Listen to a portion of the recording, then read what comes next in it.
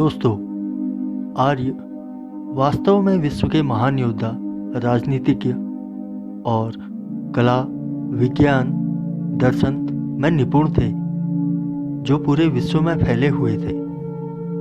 आर्यावर्त यानी विश्व का उत्तरार्ध उस समय में सभी प्रकार की गतिविधियों जैसे सांस्कृतिक, राजनैतिक एवं सामाजिक, वैज्ञानिक एवं कलात्मक सृजनता का केंद्र रहा होगा।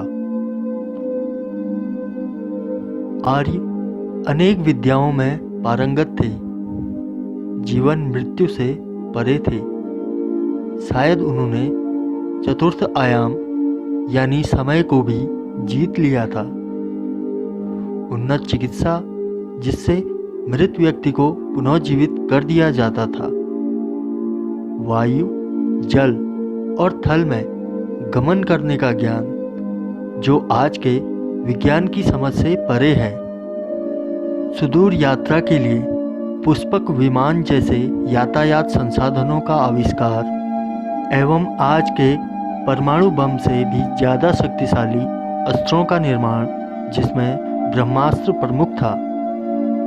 आर्यकाल की स्थापत्य कला भी विश्व की अन्य प्राचीन सभ्यताओं से अधिक उत्कृष्ट थी। भगवान कृष्ण की द्वारका नगरी, जो पूर्ण रूप से पानी के अंदर बनाई गई थी, वो आर्यों की स्थापत्य कला की वानगी भर है।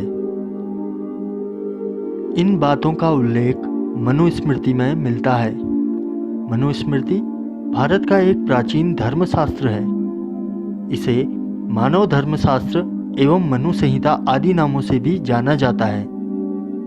मनुस्मृति वह धर्मशास्त्र है जिसकी मान्यता जग विख्यात है।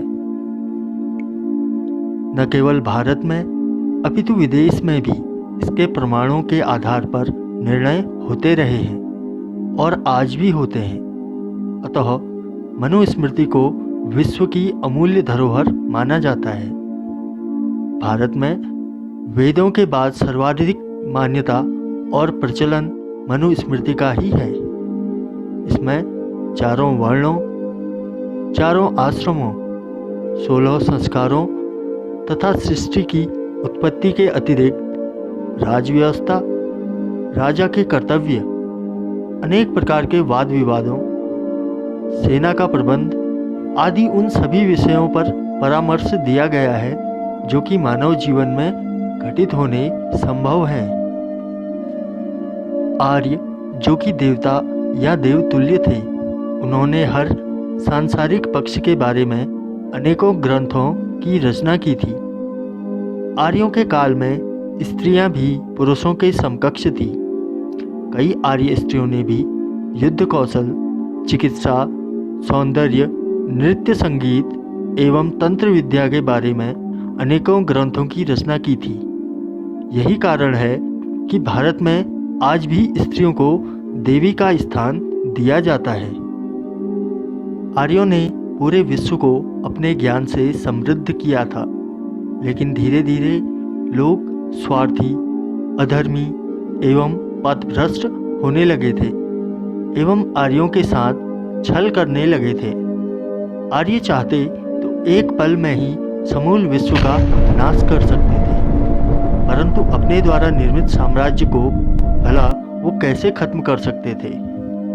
धीरे धीरे आर्यों का साम्राज्य भारत तक सीमित रह गया और भारत जगत गुरु के नाम से विश्व विख्यात हुआ।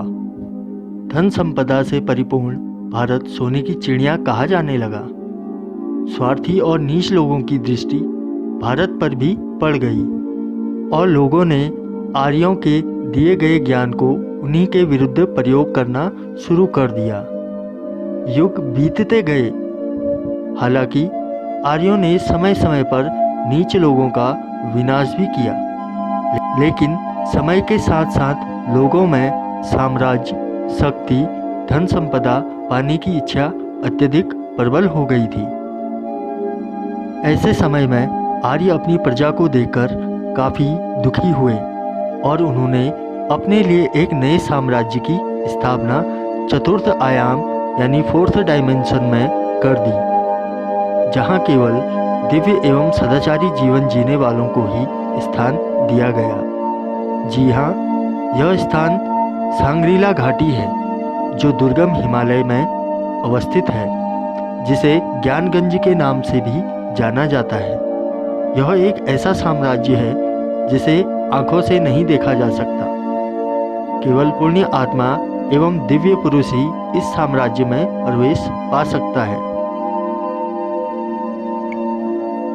आर्य अभी भी ज्ञानगंज में निवास करते हैं और वहाँ से ही हमें देखते रहते हैं। ऐसा कहा जाता है कि जिस दिन धरती पर पाप अन्याय की अति हो जाएगी तो एक आर्य ही सबका विनाश करने इसी साम्राज्य से आएगा।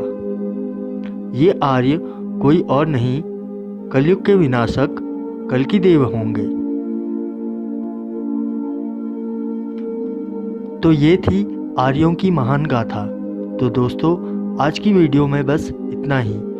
वीडियो पसंद आई हो तो लाइक और शेयर कीजिए। अगर आप एंशंट इंडिया पर नए हैं तो सब्सक्राइब कीजिए और बेल आइकन को प्रेस कीजिए ताकि आपको ऐसी ही नई वीडियोस की नोटिफिकेशंस मिलती रहे। जल्द मिलते हैं नेक्स्ट वीडियो में। तब तक स्टे सेफ, स्टे हेल्दी।